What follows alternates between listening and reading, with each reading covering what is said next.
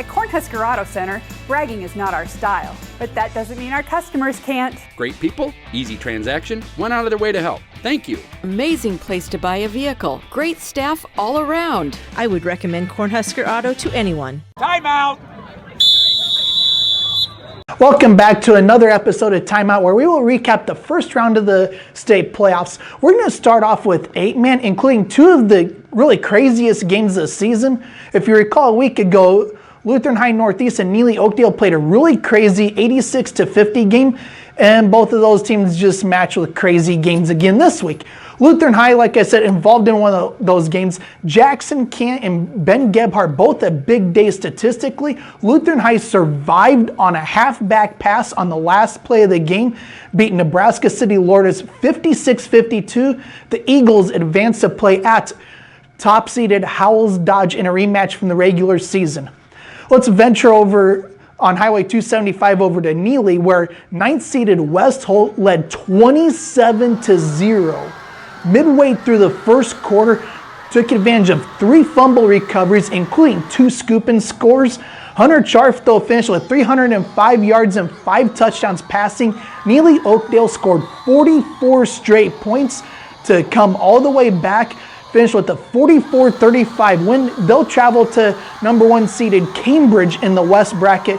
Here's Neligh-Oakdale coach Ron Beacom. I always tell the kids when a bracket comes out, whatever number's next to your name doesn't really matter, because you got to beat anybody in the bracket in order to get past it anyway.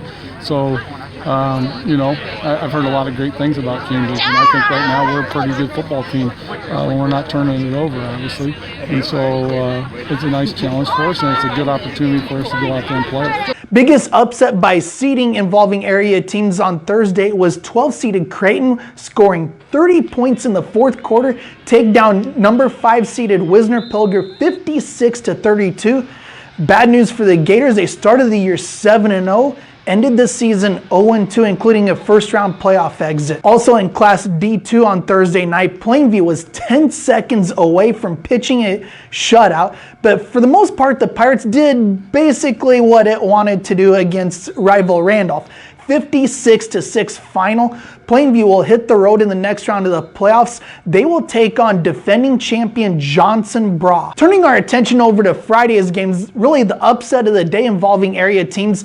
11th seeded Wayne led pretty much the whole way. 28-21 win at 6th seeded Kearney Catholic. Blake Bartos and Reed Korth combined for 325 rushing yards and 4 touchdowns. Also in Class C1, 4th seeded Pierce really took care of business against Chase County. They led 55-7 until the last half of the fourth quarter.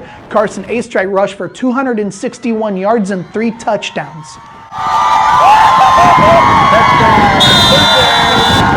Over in Class C2, Battle Creek had a big win, getting a punt return for a touchdown to end the first half.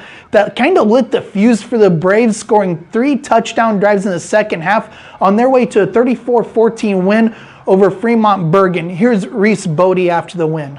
With my size, we always joke that I like to hide behind them, and at the last moment I kind of just bounce out, and I'm able to hit that hole and find the end zone. If you recall, a year ago, Battle Creek traveled to a very high-seeded Sutton team, lost in the first round of the playoffs. That's who Battle Creek faces again this week. Here's Andrew Carlson on why this year's team is a little bit different. We graduated a smaller class last year, so we relied on our juniors and sophomores to play, and those guys are all coming back. They're a year more experienced, and I know they're excited about this opportunity to go to Sutton. Also in Class C2, a major upset alert. 15th-seeded Hartington Cedar Catholic hitting the road to take on 2nd-seeded Oakland-Craig. The Trojans led most of the first half, had a lead in part of the second half as well. Oakland-Craig needed a backup quarterback come in and throw a go-ahead touchdown pass. Oakland-Craig, the 2nd seed, survives 28-26. That was a lot to get through for 1 week of the playoffs. Guess what? We have another round coming up. 8-man will be in action on Wednesday. A few games that weren't mentioned earlier. Top-seeded Humphrey St. Francis as a home game against Lawrence Nelson. 6th-seeded Clarkson Lee hits the road, and the only matchup involving area teams on Wednesday. 7th-seeded Hartington Newcastle travels to 2nd-seeded Bloomfield. In 11-man action coming up on Friday, Pierce will travel to Ord in a rematch from the regular season.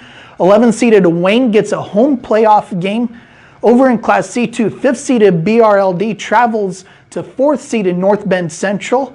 Like I mentioned earlier, Battle Creek is on the road. Oakland-Craig will have another home game also on Friday. Check out my picks for the second-round playoff games in Tuesday's paper. And for all the local sports coverage, the newspaper will be in print newsstands like it always is. That digital subscription also for $4.99 a month. Trust me, it costs less than that order of takeout over the weekend. Until next time, I'm Nick Benish, and thanks for taking a time out with us.